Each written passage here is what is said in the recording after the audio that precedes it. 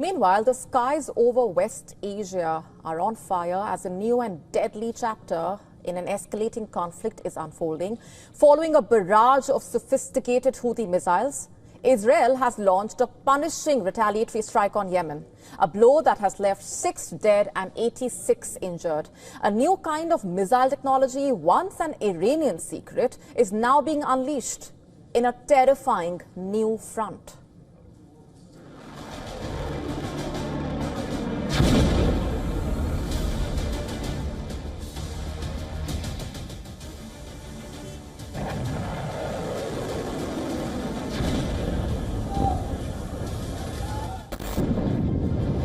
The opening shot came from Yemen. A Houthi missile climbed, then split many heads from one body. Houthis for the first time used a missile with MIRV territory. Multiple independently targetable re-entry vehicles riding a single booster. Israeli reply was immediate and punishing. Jets tore across the Red Sea and hit Houthi positions in Yemen.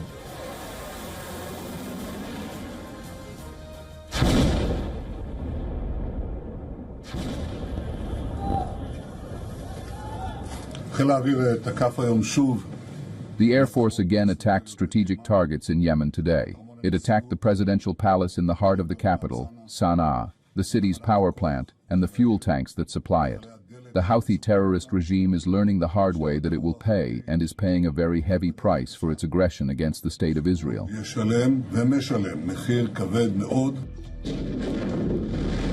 Houthis have been firing ballistic missiles on Israel. Almost all of them have been successfully intercepted in air before they could hit the target. But this time it was different. One missile, many warheads. Israeli missile shields, Iron Dome, David's Sling, Arrow are brilliant at picking off singular threats. Even small salvos, but MIRVs fracture in the sky.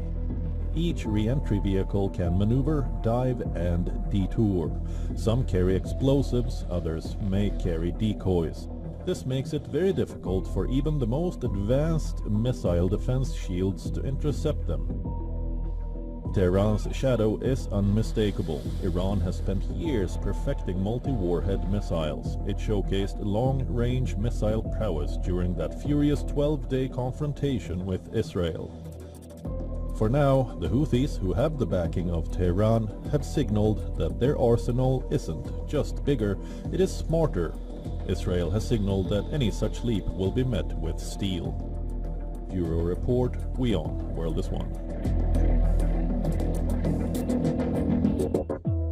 And we're now turning our attention to West Asia, where a series of airstrikes by Israel at the Nasser hospital in Gaza claimed the lives of at least 20 people, including 5 journalists, according to the Palestinian Health Ministry.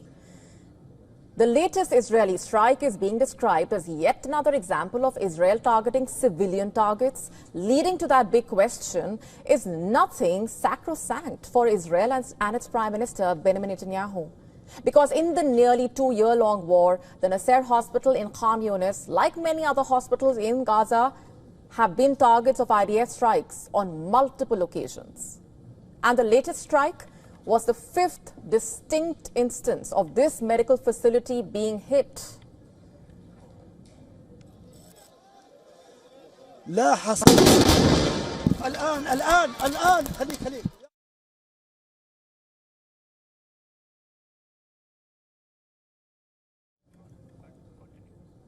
According to the Palestinian authorities, victims in the hospital were killed in a double strike.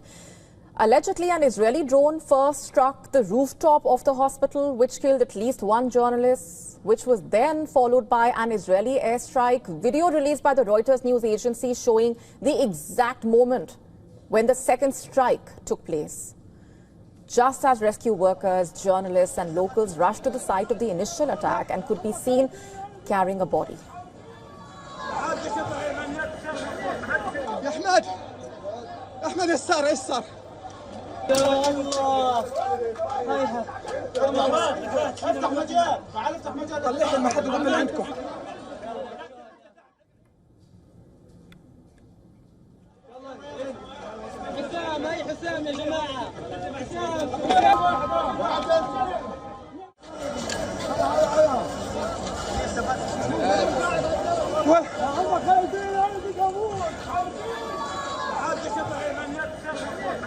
يا احمد احمد ايش صار ايش صار؟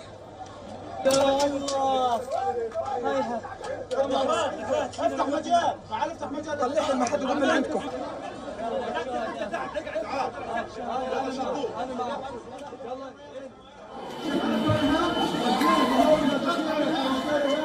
في شيء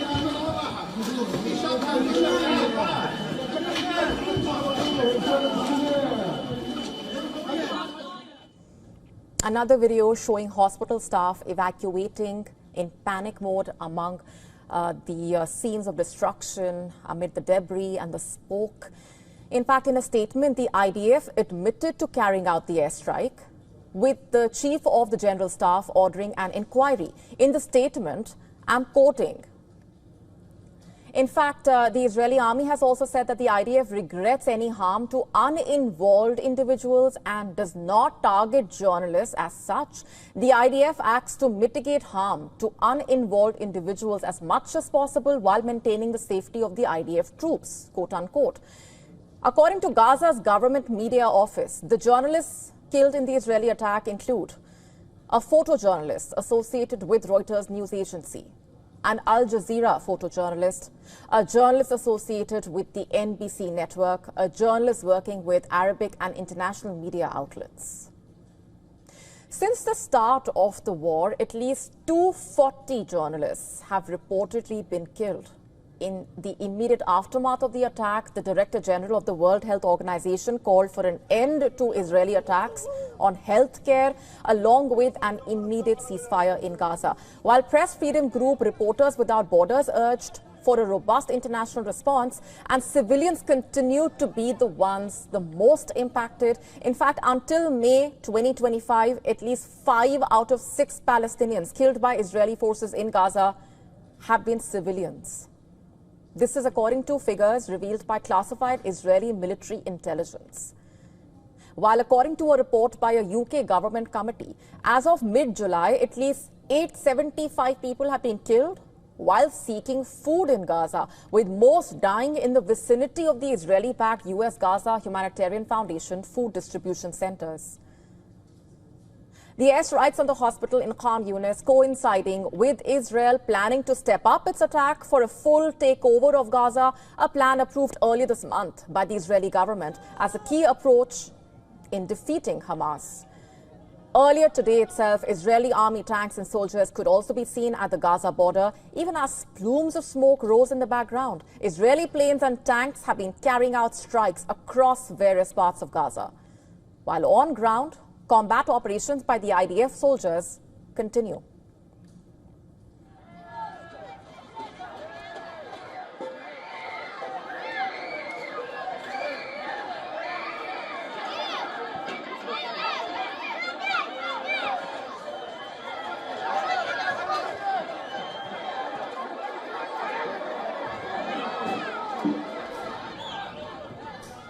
Amid all of this, Gaza's humanitarian crisis worsening. As of last Friday, over 500,000 people in Gaza are facing famine-like conditions, marked by abject starvation.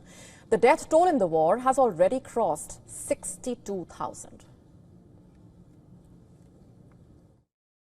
We have no lentils, no flour, no sugar, no rice. You can come and see where we live. We go to sleep without dinner. As you can see, my body is thin. I suffer from high blood pressure, diabetes, and heart disease. Hunger makes it so bad that I can no longer see clearly. U.S. President Donald Trump's security crackdown in Washington, D.C., meanwhile, has intensified and is now meeting rising resistance from the people. National Guard troops patrolling the streets now been ordered to carry firearms. Take a look.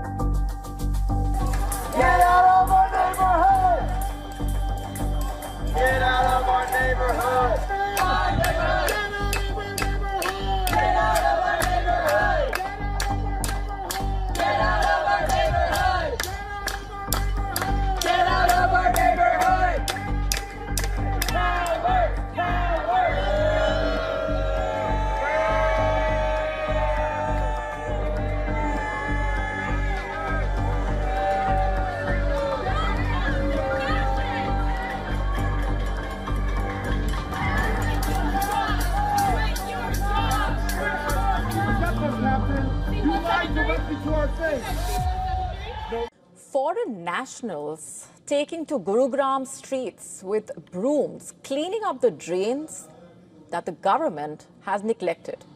The viral video exposing India's so-called Millennium City drowning in filth, despite collecting billions in taxes. Our next story takes a closer look at the situation in Gurugram and the collapsing infrastructure there. Take a look.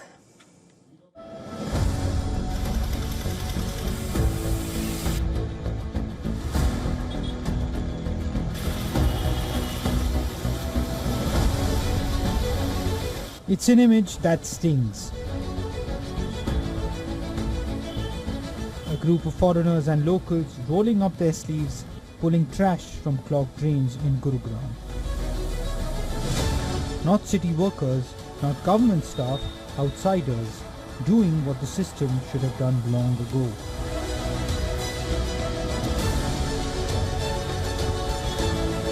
India बहुत सुंदर है, लेकिन ये मलबा अच्छा नहीं है, सो मेरा मलबा मेरा responsibility है.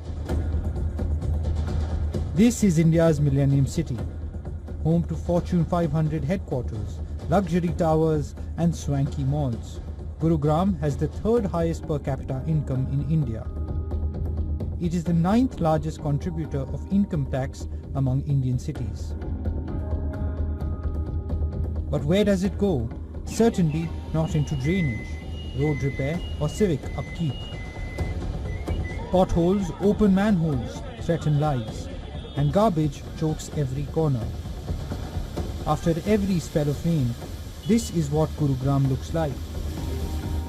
The roads turn into rivers, cars stall, homes flood, office hubs get marooned. Behind the shimmering skyline lies a city crumbling under its own weight. If expats can see the filth, why can't the authorities, who draw massive budgets to maintain the city? If volunteers can clear drains, why can't civic contractors? Gurugram is not short on money, it's short on accountability. Sir, this idea came because if you can see, this land is beautiful. India is amazing, but the only problem is people need to take care of something that's also outside of the house. So Indian people are one of the cleanest people on the planet. Everybody takes care of themselves, they take care of their homes. But the moment it comes out to something that's outside, they think it's not their issue. So we have to change that. So I'm not inviting people to go around cleaning Delhi and everything. Just clean outside your house. 2 meters, that's enough. So everybody needs to take this kind of responsibility. These images have gone viral, sparking storms on social media, with citizens echoing concerns and calling for civic reform. Here, apathy runs deeper than monsoon floods. Haryana unveiled a comprehensive action plan to tackle Gurugram's civic woes, addressing sanitation, drainage, roads, garbage burning and stray animals. Bureau Report, WION World is One. To stay up to speed with the latest news, download the WION app and subscribe to our YouTube channel.